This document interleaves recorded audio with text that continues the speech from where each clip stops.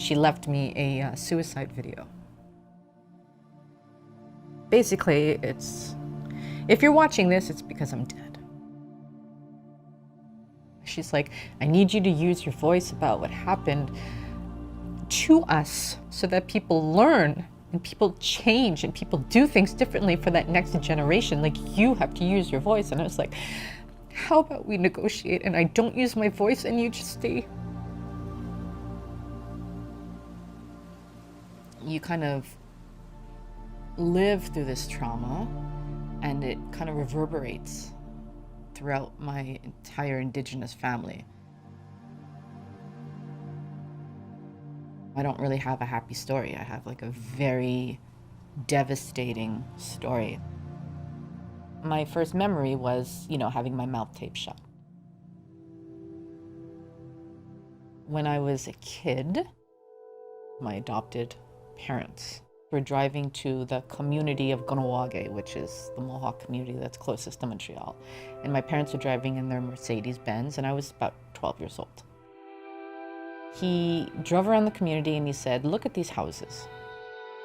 Everyone you see is on welfare, and if they never ate, and if they never spent any money on food or rent, they could still not afford this Mercedes-Benz we're in. And then he stopped the car. He goes, you want to tell people you're Indian? Get out.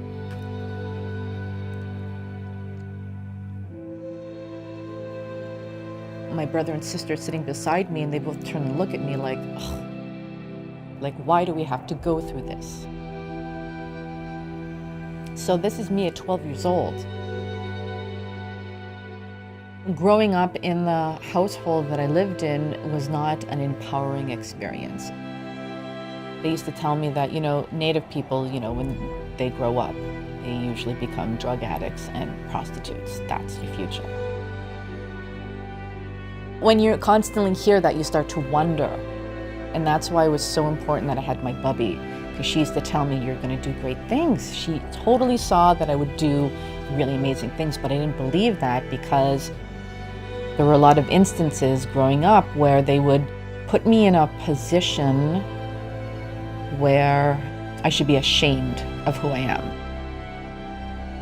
So my bubby, my Jewish grandmother, just thought I was the most incredible kid ever. And she was always thrilled to see me. And it was always like a treat to spend time with her. My parents used to say that, Native people are the dregs of society. So why would you want to tell people you're that? You should just tell people you're Israeli because you're dark. That's a good story, go with that. And I was like, but I'm not. And I don't want to pretend I'm something that I'm not. It got to a point that it was so hard to live at home that I thought I was going to just kill myself. So one night I just packed up some clothes and I left.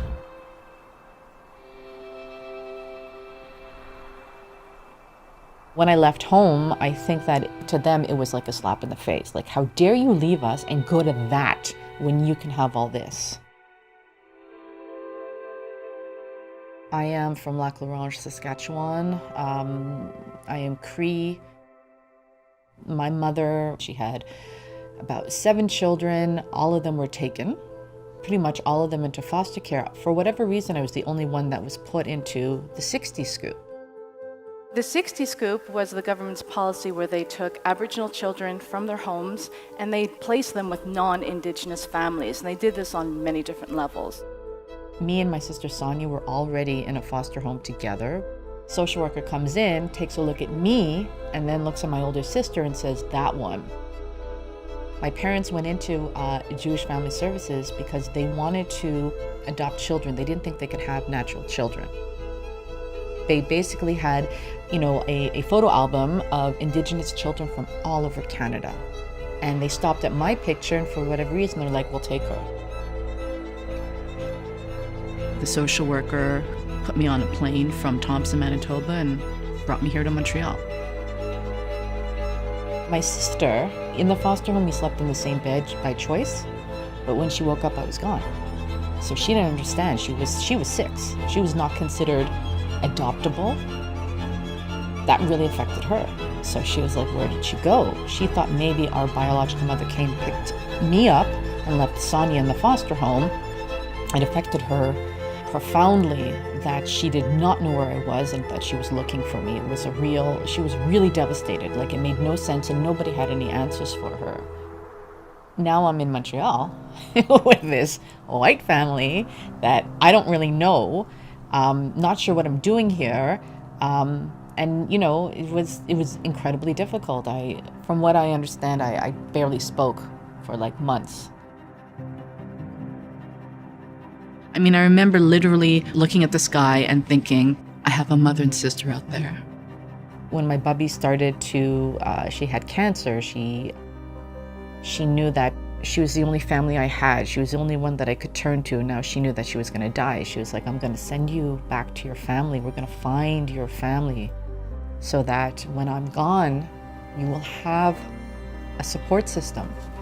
So because of the documents that I had before, there was a listing of all the family members. So that's what I did. I wrote to all of them and explained my mother is, you know, and I am looking for my Indian status and also to reconnect. And one of the brothers was still living at the address from the legal document. So he was the one who wrote back and was really excited, and she sent the plane ticket so that I go and meet him. My bubby, she knew that she was gonna die. And I remember walking into the room to like say goodbye to her. Her eyes were open and she was breathing, but she wasn't speaking. So I just thanked her for everything. You know, and I told her, you were the best thing about being adopted. And just offering words of gratitude for her. And then, you know, I left and she died like 5 minutes later. I was lucky to be able to give those positive words, because, you know, you have to show when you're grateful. Like, she was really someone that helped me become the person that I am. You have to understand, like, I have 3 children, and I often wondered, how am I going to raise my children and show them that I love them? And it's because of my bubby.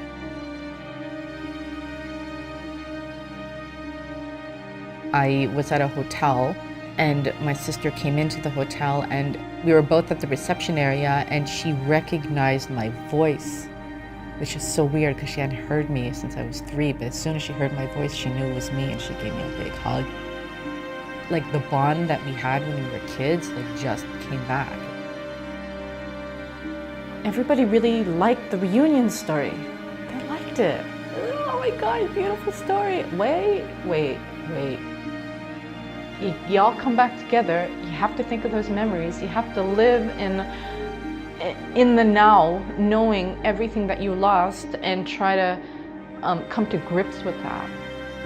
What's hard is that she has really negative memories. We were really happy to get together, but the implications of understanding everything that was lost, like, we were all in our 40s at this point. We're like, well, what about our entire life that none of us got to know each other, about our lost childhoods, about the abuse that we went through, about the broken family, about this? Like, that really weighed my sister down. And Sonia really spiraled. And she was like, I'm tired. And she left me a suicide video. So basically, if you're watching this, it's because I'm dead. She emailed it to me. So it's like, Sonia has sent you a video. And I'm watching this video on, oh God, on my laptop. And it's slow because it's a video. So it starts and she says a couple of words and then it's like, you know, loading. So this video where I know what's happening is taking, a 10-minute video is taking an hour to watch. So I'm like beside myself because I want to see like what happens at the end. Like, does she, because she's describing what she's going to do in terms of end her life. And she's describing about why she's ending her life and the implications of everything that's happened to her. She's like, I can't get along with my own children because of what happened to me. She's like, I need you to use your voice about what happened to us so that people learn and people change and people do things differently for that next generation. Like, you have to use your voice. And I was like, how about we negotiate and I don't use my voice and you just stay. But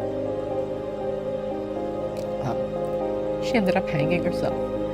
And she was like the strongest person I ever met. So that was really troublesome because I didn't expect that. But I think that, you know, the pain was just too much and she was tired. It really floored me. Okay, so you have to understand that my bubby led me to Sonia, and then she died. And Sonia had the same unconditional love for me. And now she's dead. So it made me feel very much alone. I tried to sort of figure out how I was going to move forward, because I really was close to my sister. I called her, or we messaged each other often. But I also wanted to honor her last wish. She was like, get the word out. There's a reason why we are alive, and there's a reason why people go through an enormous amount of trauma and are still here on this earth, and there's a purpose, and everyone has one. So you have to try to make it better for that next generation. So my kids, you know, I don't do drugs, I don't drink alcohol. That's breaking the cycle. You know, I don't hit my children. My kids are not in youth protection.